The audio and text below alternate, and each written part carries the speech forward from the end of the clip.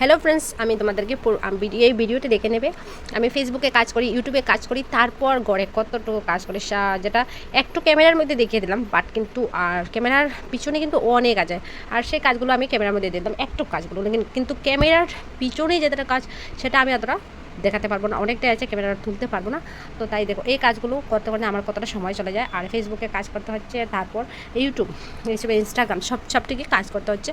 তো দেখো তোমরা, এখানে আমি উপরে মতলব ছাদের উপরে, আমরা এটা পুরানো ঘরের উপরে ছাদ, এখানে টিন আছে, আর এখানে টিনের উপরে আমি কাপড়গুলো দিচ্ছি। এখানে কাপড় ধোয়ার মতো এইভাবে জায়গাও নেই, কিন্তু এখানেই আমরা মেনটেন করছি। আর নতুন বিল্ডিংয়ের উপরে দেখো, নতুন বিল্ডিংয়ের ভিতরে অনেক অনেক জায়গা আছে, আর উপরেও অনেক জায়গা আছে। তো সেখানে এত উপরে যেতে পারবো না, নতুন বিল্ডিংয়ের 5 তলার উপরে তো যেতে পারবো না, তাই 4 তলার উপরে যেতে পারবো না। তাই এখানেই আমরা ঘরের ভিতরেই নতুন বিল্ডিংয়ের উপরে কাপড় টাপড় দিয়ে দিই। কেননা এত উপরেই যাওয়াটা সম্ভব না, পা ব্যথা হয়ে যাচ্ছে সত্যি আমার। আমি 1 তলা থেকে 2 তলা, 2 তলা থেকে 3 তলা, 4 তলা, 5 তলা, এভাবে ডেলি মতলব আমার রোজের কাজ এটা। এই তলা থেকে এই তলা চলে যাই নিচে, তারপরে উপরে, তারপরে নিচে, তারপরে উপরে কাপড় দেওয়ার জন্য উপরে যাও, নিচে যাও ফুল আনার জন্য, তারপর আবার উপরে যাও, আবার কেউ আসলে উপরে যাও, নিচে যাও। এইভাবে করতে করতে কিন্তু সারাটা দিন আমার যেটা পায়ে ব্যথা হয়ে যায়।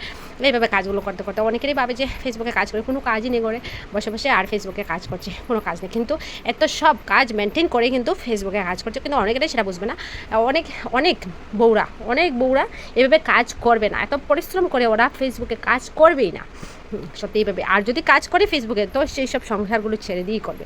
কিন্তু আমি আমার শ্বশুর শাশুড়ি সব কিছু মেনটেন দিয়ে, খাওয়া দাওয়া করিয়ে, ঘরটা সব পরিষ্কার, পুজো টুজো ঠাকুরকে দিয়ে, আমার হাজব্যান্ডকেও সব কিছু, ছেলেকেও দেখিয়ে, স্নানটা সব কিছু মেনটেন করেই কিন্তু আমি এই কাজগুলো করছি সত্যি ফেসবুকে আর ইউটিউবে। কিন্তু এই কাজগুলো আমার কোনো হেল্প নেই, কোনো কিছু নেই, আমি নিজেই একা হাতে সবগুলো করছি।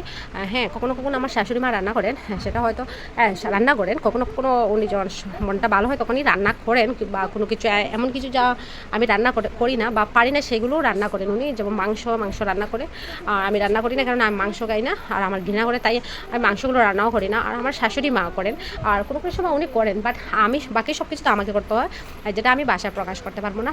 আমি একাই করে, তো একাই আমি বউ আছি, আমার শাশুড়ি মা একটি ছেলে আর একটি ছেলেরও বউ আমি, তাই আমাকে সব কিছু করতে হবে। আর আমার ছেলের যা দুষ্ট মেয়ে, এই ছেলেকে নিয়ে কে কী করবে দেখো। আর আমি ছাদের উপরে দিয়েছিলাম এই তোষক আর ল্যাম্পগুলো, তো এইগুলো না ফ্রেশ হয়ে যাবে, উপরে দিলে না কি হয়, একটু ফ্রেশ হয়ে যায়। তাই আর বিছানার মধ্যে একটু খারাপ গন্ধও করবে না, একটু ফ্রেশ হয়ে যায়। তাই আমি দিয়ে দিলাম টিনের উপরে। আর টিনের উপরে যেতে কিন্তু সিঁড়ি দিয়ে যেতে কত পায়ে ব্যথা করে, আর এত হেভি নিয়ে উঠে দেখো, এত হেভিগুলো নিয়ে আসছে, সত্যি পায়ে ব্যথা করে। কখনো কখনো আমার না রাত্রিবেলা এত পায়ে ব্যথা করে সত্যি, তবুও আমি 1টা পর্যন্ত জেগে থাকি।